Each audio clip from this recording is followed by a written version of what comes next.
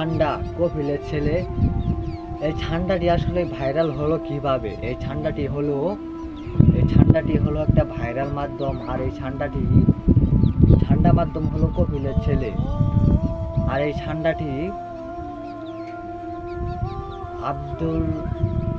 Abdul Mannan blogger, এই পেজে দেখা যায় একটা ঠান্ডার ভিডিও আছে। সেই ঠান্ডার ভিডিওটা 1 কোটি বার দেখা হয়েছে সোশ্যাল মিডিয়ায়।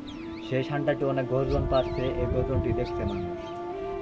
দেখার পর এই ঠান্ডাটি হলো আমাদের সৌদি আরবের ধান্নামের ভিতরে এই ঠান্ডাটা থাকে।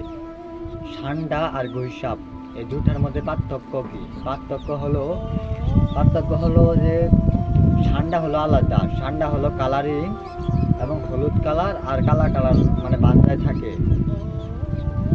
এটাকে বলা হয় ঠান্ডা। আর গুইসাপ, এই গুইসাপটি হলো শুধু কালা কালার একটা গুলের মতো। ঠিক আছে, কালা কালার এই গুলের মতো, এটা হলো গুল। ঠান্ডাটি হলো সৌদি আরবের মানুষেরা এই ঠান্ডাকে ধরে ভুনা করে তারা বিরিয়ানি পাকায় খায়। এটা সোশ্যাল মিডিয়ায় এখন অনেক পরিমাণ ভাইরাল আছে। আর ভাইরাল হওয়ার মাধ্যম হলো এই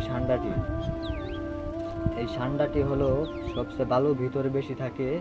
আর তারা গাছ লতা পাতায় খায় নাকি বেঁচে থাকে, এই কথাটি সৌদি আরব শুনে পাওয়া গেছে।